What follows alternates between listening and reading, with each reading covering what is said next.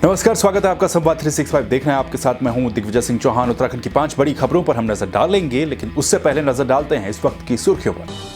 देहरादून के ONGC stadium में 3 दिवसीय उत्तराखंड जनजातीय महोत्सव का शुभारंभ, सीएम और केंद्रीय मंत्री ने की शिरकत।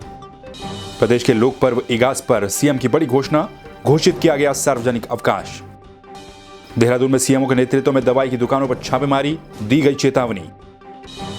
खाद्य विभाग के साथ मुख्य सचिव की बैठक, मिलावट को रोकने के दिए निर्देश।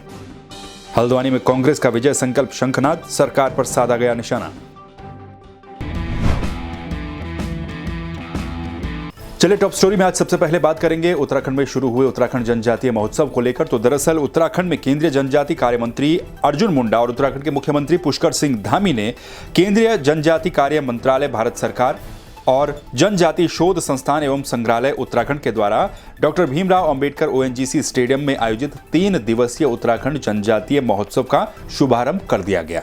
दोनों ही लोगों ने, यानी कि केंद्रीय मंत्री अर्जुन मुंडा और उत्तराखंड के मुख्यमंत्री पुष्कर सिंह धामी, इन दोनों लोगों ने वहां पर जो महोत्सव आयोजित किया जा रहा है, महोत्सव में जो प्रदर्शनी स्थल पर जो स्टॉल लगाए गए हैं उनका निरीक्षण भी किया है, उनका अवलोकन भी किया है। इस मौके पर केंद्रीय मंत्री अर्जुन मुंडा ने कहा कि उत्तराखंड जनजातीय महोत्सव के माध्यम से सभी जनजातियों को एक मंच मिला है। इस आयोजन में जनजातियों के लोक जीवन, सांस्कृतिक विरासत, लोक एवं परंपरा को जीवंतता मिली है। तो ये बात वहां पर अर्जुन मुंडा ने कही है। इस मौके पर उत्तराखंड के मुख्यमंत्री पुष्कर सिंह धामी ने केंद्रीय मंत्री अर्जुन मुंडा से राज्य के सीमांत जनपदों पिथौरागढ़ और चमोली में जनजातीय छात्रों के लिए 2 नए एकलव्य आवासीय विद्यालय खोले जाने, विभागीय विद्यालयों में पढ़ रहे जनजाति के 5000 छात्र छात्राओं को टैबलेट उपलब्ध करवाई जाने और राज्य में स्वतंत्रता संग्राम सेनानियों के जीवन परिचय पर आधारित संग्रहालय की स्थापना करने का अनुरोध भी किया गया। ये सभी बातें मुख्यमंत्री की तरफ से केंद्रीय जनजाति जो मंत्री हैं उनसे की गई और डिमांड ये की गई कि जो जनजातीय छात्र हैं उनके लिए कुछ व्यवस्थाएं की जाएं या फिर जो जनजातीय क्षेत्र हैं उनके लिए कुछ व्यवस्थाएं की जाएं। तो इस उत्तराखंड जनजातीय महोत्सव का शुभारंभ देहरादून में कर दिया गया है। ओएनजीसी स्टेडियम में 3 दिन तक ये उत्तराखंड जनजातीय महोत्सव चलेगा। तरह तरह के सांस्कृतिक कार्यक्रम यहाँ पर प्रस्तुत किए जाएंगे। इसके अलावा जो सांस्कृतिक झलक है वो भी देखने को मिलेगी। साथ ही स्टॉल काफी सारे लगाए गए हैं, वो स्टॉल का अवलोकन भी इन दोनों मुख्य अतिथियों के द्वारा यहाँ पर किया गया। चलिए बात कर लेते हैं उत्तराखंड के लोक पर्व इगास को लेकर। दरअसल उत्तराखंड में एक लंबे समय से ये मांग चली आ रही थी कि लोक पर्व इगास के मौके पर भी सरकार सार्वजनिक अवकाश घोषित करे, यानी कि सार्वजनिक छुट्टी घोषित करे, क्योंकि इससे पहले छठ पूजा पर उत्तराखंड सरकार ने सार्वजनिक अवकाश घोषित किया था। अब मुख्यमंत्री पुष्कर सिंह धामी ने ट्वीट करके जानकारी दी है कि उत्तराखंड में इगास के मौके पर भी सार्वजनिक अवकाश रहेगा, यानी कि सार्वजनिक छुट्टी रहेगी। ये बात ट्वीट करके उत्तराखंड के मुख्यमंत्री पुष्कर सिंह धामी ने की है। इगास के मौके पर लंबे समय से ये मांग उठ रही थी कि छुट्टी हो, तो इस मांग को देखते हुए घोषणा मुख्यमंत्री ने कर दी है। हालांकि अभी ये तय नहीं हो पाया कि इगास 14 तारीख को है या फिर 15 तारीख को। आपको हम बता दें कि दीपावली के 11 दिनों के बाद उत्तराखंड के पहाड़ी इलाकों में इगास का त्यौहार मनाया जाता है। कहीं कहीं पर इसे बूढ़ी दिवाली के नाम से भी जाना जाता है। दिवाली के तौर पर इस त्यौहार को मनाया जाता है 11 दिन के बाद दिवाली के, और इस मौके पर उत्तराखंड सरकार ने छुट्टी का ऐलान किया है।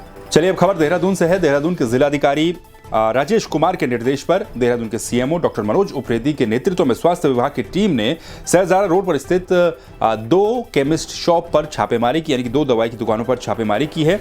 इन दोनों दुकानों पर छापेमारी के दौरान स्टोर और क्लिनिकों के पंजीकरण, लाइसेंस, संचालकों की योग्यता के संबंध में अभिलेख चेक किए गए। यहाँ के bill, stock register, medical store और जो क्लिनिक संचालक है, इनसे संबंधित जो मानक है उनकी वहां पर जांच की गई। काफी सारी कमियां मौके पर पाई गई है। निरीक्षण के दौरान 3 मेडिकल स्टोरों पर जो बताया जा रहा है वो फार्मासिस्ट मौके पर नहीं पाए गए। टीबी की दवा का रिकॉर्ड मौजूद नहीं था। दवा की खरीद और विक्रय के जो प्रॉपर बिल है वो बिल बुक नहीं दिखाई गई। इसके अलावा दोनों ही जो क्लिनिक शॉप है वहां पर पंजीकरण किए बिना ही ये क्लिनिक शॉप वहां पर संचालित की जा रही थी। जो लाइसेंस था वो चस्पा नहीं किया गया था। तो इस तरीके की कमी इन क्लिनिक शॉप पर, इन दवाई की दुकानों पर देखने को मिली और उसके बाद इन लोगों को चेतावनी भी दी गई। 2 दिन का समय दिया गया है रजिस्ट्रेशन करवाने के लिए, और उसके बाद भी अगर प्रॉपर वे में चीजें नहीं होती हैं तो उसके बाद इन पर जुर्माने की कार्रवाई की भी चेतावनी दी गई है। इसके अलावा जो यहां पर दवाइयां थी, कुछ दवाइयों के सैंपल भी स्वास्थ्य विभाग की टीम से लिए गए हैं, वो सैंपल टेस्टिंग के लिए लैब में भेजे जाएंगे। फिलहाल चेतावनी दी गई है, लेकिन प्रॉपर तरीके से अगर इसी तरीके से देहरादून के अन्य जगहों पर भी जो मेडिकल शॉप हैं वो सही तरीके से नहीं चल रही तो उसके खिलाफ भी कार्रवाई जल्द हो सकती है। चलिए बात कर लेते हैं उत्तराखंड के मुख्य सचिव एस एस संधू को लेकर। तो दरअसल उत्तराखंड के मुख्य सचिव एस एस संधू ने सचिवालय में जो खाद्य पदार्थ है उनमें मिलावट को रोकने के लिए जो विभाग के उच्च अधिकारी हैं उनके साथ एक बैठक की। इस बैठक में कई तरीके से आवश्यक दिशा निर्देश दिए गए। मुख्य सचिव ने अधिकारियों को निर्देश दिए हैं कि खाद्य पदार्थों में मिलावट रोकने के लिए ठोस योजनाएं तैयार की जाएं और उन्होंने ये भी कहा कि मिलावटखोरों को यह एहसास कराना बेहद जरूरी है कि वो आम जन के स्वास्थ्य के साथ खिलवाड़ करेंगे तो उन्हें बख्शा नहीं जाएगा। इसके अलावा उन्होंने टेस्टिंग लैब निर्माण में तेजी लाने के भी निर्देश दिए हैं।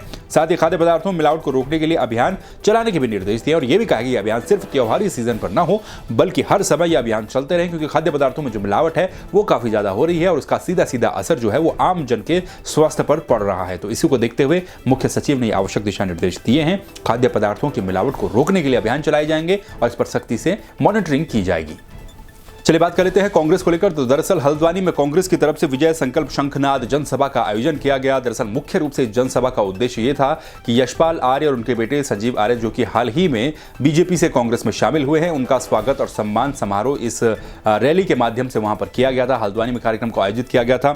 भारी संख्या में कांग्रेस के कार्यकर्ता यहां पर जुटे। जो बड़े नेता थे, शीर्ष नेता थे कांग्रेस के, वो भी जुटे।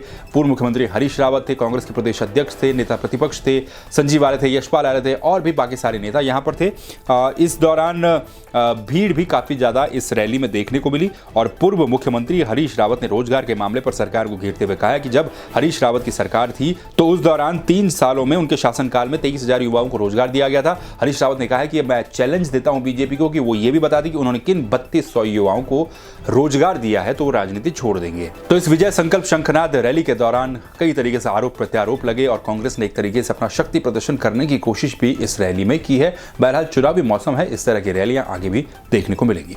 ये थी उत्तराखंड की टॉप 5 खबरें। खबरों को लेकर आप क्या सोचते हैं, अपनी राय आप कमेंट करके दे सकते हैं। खबरों को देखने के लिए आप संवाद 365 को सब्सक्राइब कर दीजिए। फिर मिलेंगे नई खबरों के साथ, तब तक के लिए नमस्कार।